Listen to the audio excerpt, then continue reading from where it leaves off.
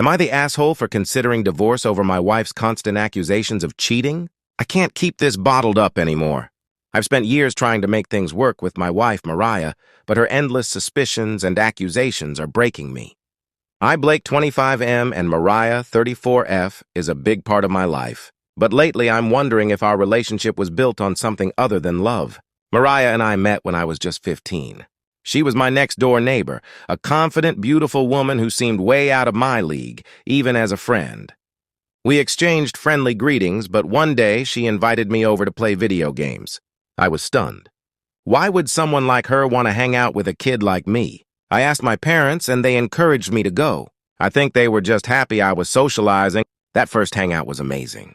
We played games, laughed a lot, and she even cooked for me. After that, she felt like an older sister I'd never had. I started spending more and more time at her place.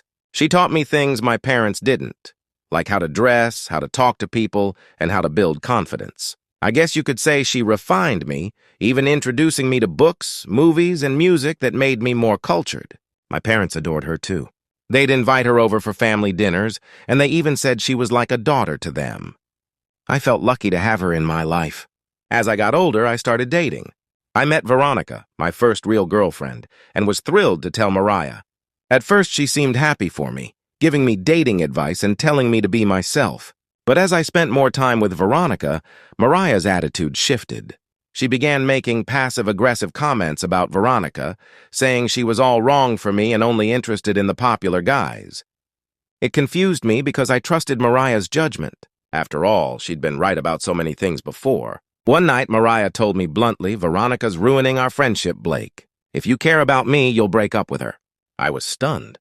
When I hesitated, she said, "I turned you from a nobody into someone Veronica would even notice. You'd still be that nerdy kid if it weren't for me."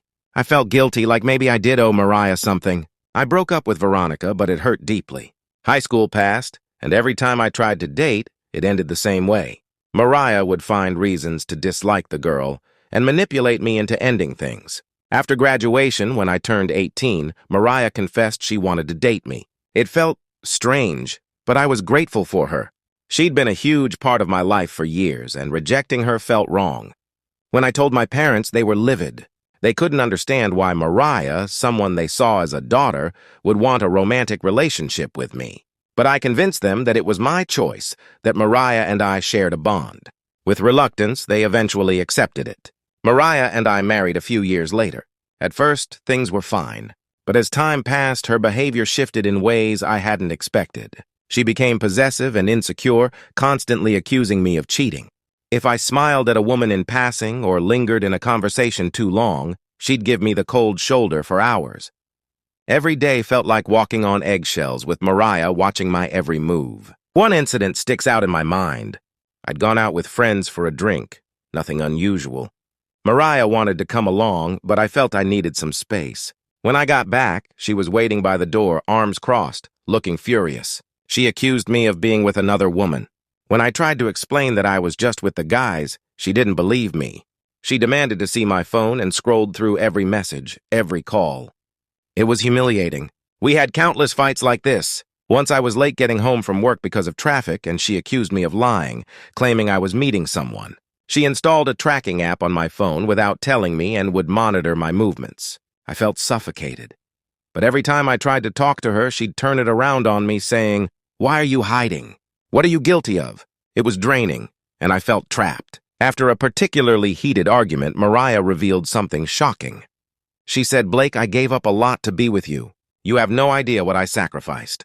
I didn't know what to make of it, so I asked her to explain. She looked away and mumbled something about her ex, but refused to say more. The mystery started eating away at me. What was she hiding? In a moment of weakness, I reached out to an old friend, someone I hadn't talked to since high school. She mentioned seeing Mariah with a man around the time we'd met. When I pressed her for details, she said, "I always thought it was weird how close she was with you, even back then." Desperate for clarity, I did some digging into Mariah's past. I contacted a mutual friend of hers from years back and asked if she remembered Mariah having a boyfriend before me. She confirmed it. Mariah had been dating a man named Alex, who was serious about her. They'd even discussed marriage. But according to this friend, Mariah's attachment to me was what ended things between them. After hearing this, I confronted Mariah, and that's when everything unraveled. She admitted that Alex had broken up with her after discovering how much time she was spending with me, a teenage boy back then. She told me he'd accused her of being emotionally invested in me, and she chose me over him. Mariah admitted she thought she could shape me into the perfect partner, someone who'd never leave her because I owed her so much. It all hit me like a ton of bricks. She had been manipulating me from the beginning, sabotaging my relationships, isolating me from friends, and molding me into her idea of a loyal partner. The accusations of cheating, the mistrust, they were all projections of her own guilt and fear that I'd abandon her, just like she had abandoned Alex. I felt a mix of anger and sadness. I didn't know who Mariah really was anymore. The woman I'd trusted had been controlling my life since I was a kid. I realized that her love was more about possession than partnership. She'd seen me as a project, someone she could mold into her idea of loyalty. After that conversation, I packed my things and left to stay with a friend. Mariah has been blowing up my phone, begging me to come back, promising she'll get help. Part of me feels guilty. She's clearly dealing with issues from her past.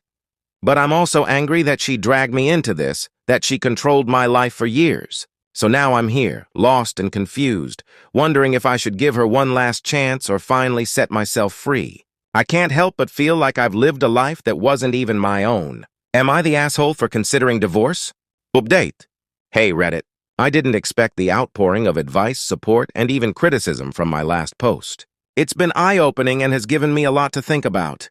I appreciate every message, even the tough ones, because they've helped me take a hard look at my situation with Mariah. So here's an update on where things stand. After the conversation where everything came out, the manipulation, the lingering attachment issues, the possessiveness, I was completely lost.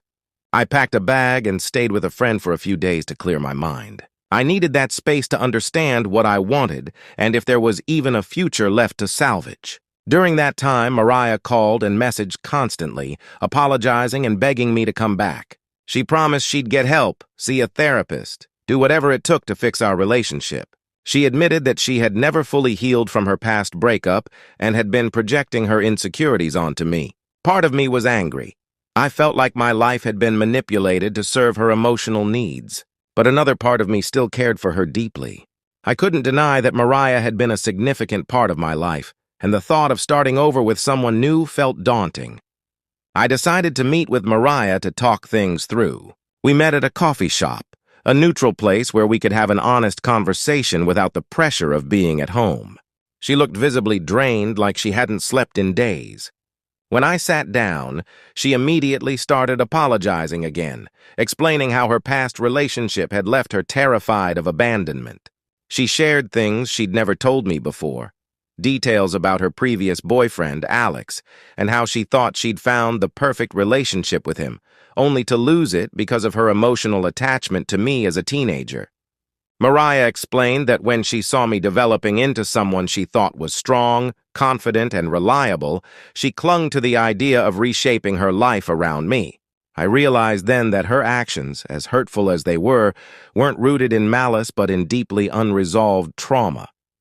She'd been building a protective wall around her heart, and when I became her partner, that same wall ended up trapping me. Listening to her made me see a side of Mariah that I hadn't fully understood before. Yes, she had controlled aspects of my life, and yes, it was wrong. But seeing the pain in her eyes and hearing the genuine remorse in her voice, I felt something shift inside me. I couldn't abandon her, not when she was opening up in ways she hadn't before. She was willing to confront her own issues for the first time, and I wanted to support her through that. After hours of talking, I told Mariah I was willing to give our relationship a chance, but there would be conditions. I needed her to understand that my forgiveness didn't mean I was overlooking everything that had happened.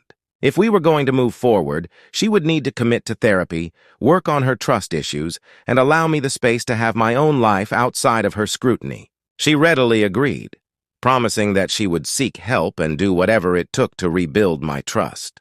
We set clear boundaries. I told her that I would no longer tolerate invasive behaviors like checking my phone, tracking my location, or making accusations about cheating without any basis. Mariah was visibly anxious, but she agreed, recognizing that her behaviors were damaging and unsustainable. I felt relief at finally asserting what I needed, but I was also cautiously optimistic. I knew that trusting her again would be a gradual process and it wouldn't be easy. Mariah started therapy within a week. She found a therapist who specialized in relationships and attachment issues, and they began working on her insecurities and fear of abandonment. At first, she was hesitant to share much about her sessions, but over time she opened up about what she was learning. She told me that her therapist had helped her understand how deeply her past relationship had affected her, making her feel like she was constantly waiting for the other shoe to drop. She realized that she had been holding on to the belief that I'd leave her, just like Alex had, and that belief had twisted into toxic behaviors. As she continued therapy, I saw changes in her. She became more reflective, often apologizing without prompting when she noticed herself slipping into old patterns. For example, one night I got home later than usual due to a work meeting. I braced myself for her usual barrage of questions, but instead, she greeted me with a calm smile and simply asked how the meeting went. It was such a small moment, but it felt huge. She was genuinely trying, and I could see that. Our home life began to improve. Mariah's therapist suggested we attend couples therapy to work through the baggage that had built up between us. At first, I was hesitant. I wasn't sure if dredging up every painful moment would be productive. But Mariah insisted, saying it was important for both of us to heal together, not just separately. In couples therapy, we were encouraged to be brutally honest with each other. I voiced my resentment over the years of manipulation and control, and she listened without interrupting. When it was her turn, Mariah explained the depths of her insecurity, how she felt like she was constantly competing with the idea that I might leave her for someone younger or more exciting. It was tough to hear, but I started to understand the root of her fears. One day in therapy, Mariah told me, "I know I can't take back what I did, but I want to spend the rest of my life making it up to you." That moment was a turning point.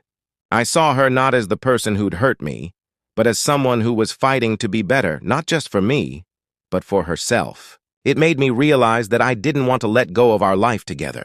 Despite the pain, I still loved her. Little by little, we began reconnecting. We started going on small dates again, just like when we were first together. We'd go for walks, grab coffee, or play board games at home. Mariah began taking a genuine interest in my life, asking about my work and my friends without the underlying suspicion that had once tainted those conversations. It felt refreshing, almost like we were rewriting our story. Months passed, and Mariah's progress became more evident. Her therapist encouraged her to find hobbies and friendships outside our relationship, something she hadn't done before.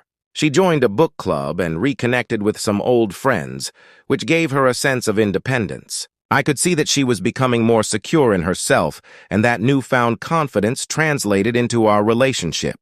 The accusations became a thing of the past, and we were finally able to breathe without the weight of constant tension. One of the most memorable moments in this journey was on our one-year renewal anniversary, as we called it.